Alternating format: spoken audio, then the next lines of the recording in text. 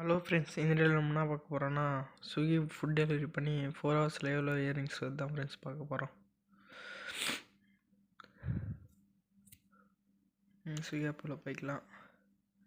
Friends பார்த்தீங்கன்னா, நான் Monday வந்து வீடியோவே எடுக்கலை. என்னாச்சு பார்த்தீங்கன்னா, கொஞ்சம் ஒர்க் இருந்ததால் வீடியோ எடுக்க முடியல. அதில் 2 நாளும் சேர்த்து எவ்வளோ இயர்னிங்ஸ் உங்களுக்கு காமிக்கிறேன். பார்த்தீங்கன்னா, போன வீக் ஓட்டுனது பேமெண்ட் வந்துருச்சு. இந்த வீக் மட்டும் பார்க்கலாம் இருங்க. ஒன்று பார்க்கலாம். ஃபஸ்ட்டு மண்டே பார்க்கலாம். மண்டே பார்த்தீங்கன்னா, நான் காலையில் ஓட்டவே இல்லை. காலையில் கொஞ்சம் வேலை இருந்ததால் காலையில் ஓட்ட முடியல.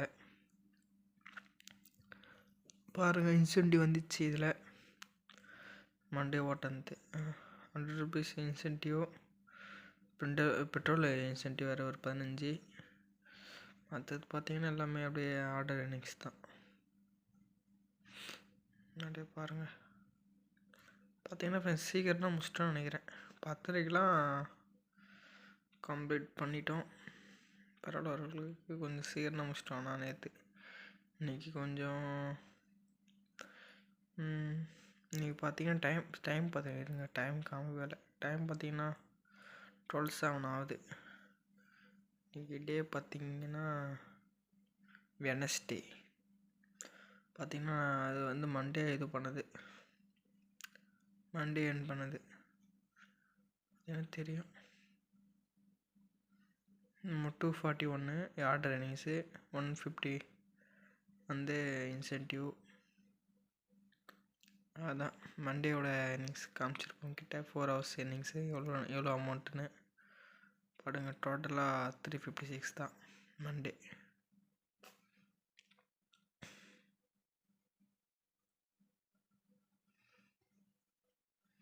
ஃப்ரெண்ட்ஸ், அடுத்தது பார்த்தீங்கன்னா டியூஸ்டே காமிக்கிறேன். டேட் பார்த்தீங்கன்னா 11.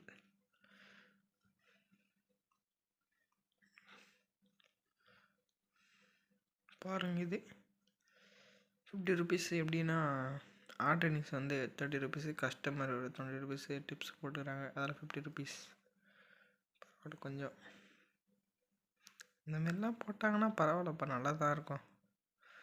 எல்லாருமே ஒரு ஆர்டருக்கு 20 ருபீஸ் போட்டாங்கன்னா அதுவே போதும் இது. ஆனால் அந்தமாரி யாரும் போட மாட்டாங்க. மற்றது பார்த்திங்கன்னா 30 ருபீஸு. அதுன்னு கமெண்ட்லாம் திட்ட ஆரம்பிச்சாதீங்க ஃப்ரெண்ட்ஸ். நான் சும்மா தான் சொன்னேன். என்னால் அதுக்குள்ளேயே பேராசைப்படுறேன்னு கேட்காதீங்க யாரும். நான் போடுற நல்லா இருக்குன்னு தான் சொல்கிறேன். எல்லாருமே அப்படி தான் அமௌண்ட்டு போடலன்னு சொல்ல வரல, போட்டால் நல்லா இருக்குன்னு சொல்கிறேன். ஏன்னா ஸ்விக்கி ஓட்டுறது கொஞ்சம் இன்ட்ரெஸ்ட்டாக இருக்குல்ல, அதுக்கு தான் சொல்கிறேன். அப்படி பார்த்தீங்கன்னா 30 மல்டி ஆர்டர் தொடர்ந்து 2 மல்டி ஆர்டரு.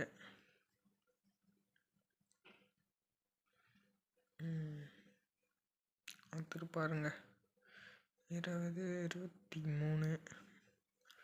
23 கடைசியாக பார்த்தீங்கன்னா ஒரு 30 ரூபா.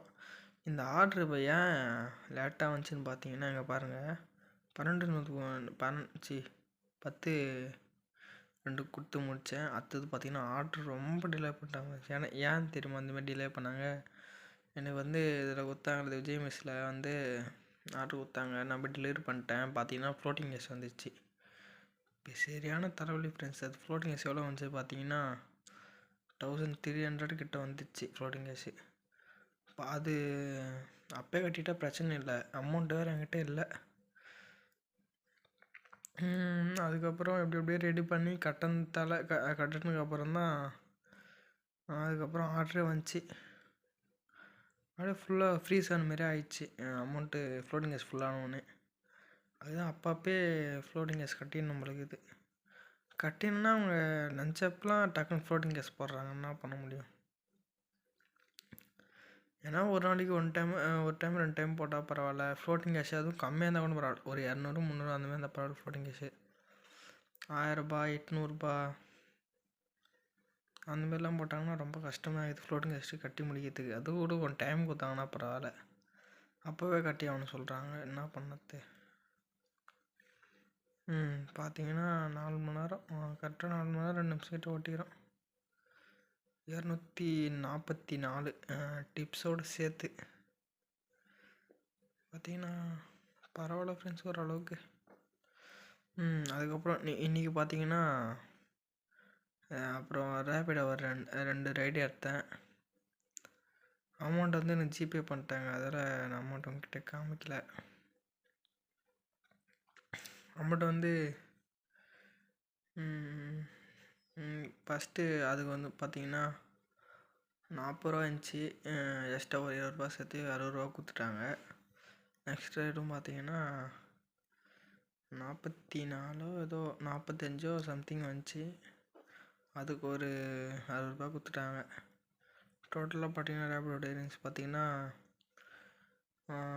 120. மொத்த ஏர்னிங்ஸ் பார்த்தீங்கன்னா இது ஒரு 244. காலையில் இன்செர்ட் வரும்னு தெரில.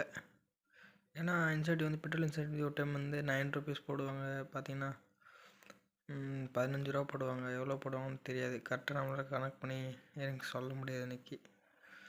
அப்புறம் ஆனால் இன்சென்டிவ் வந்து ஒரு 100 ருபீஸ் கரெக்டாக வந்துடும். எப்படி இருந்தாலும் இன்சென்டிவ் வந்து இப்போ கூட நம்ம ஆட் பண்ணிக்கலாம். டோட்டலாக எவ்வளோதுன்னு இருங்க,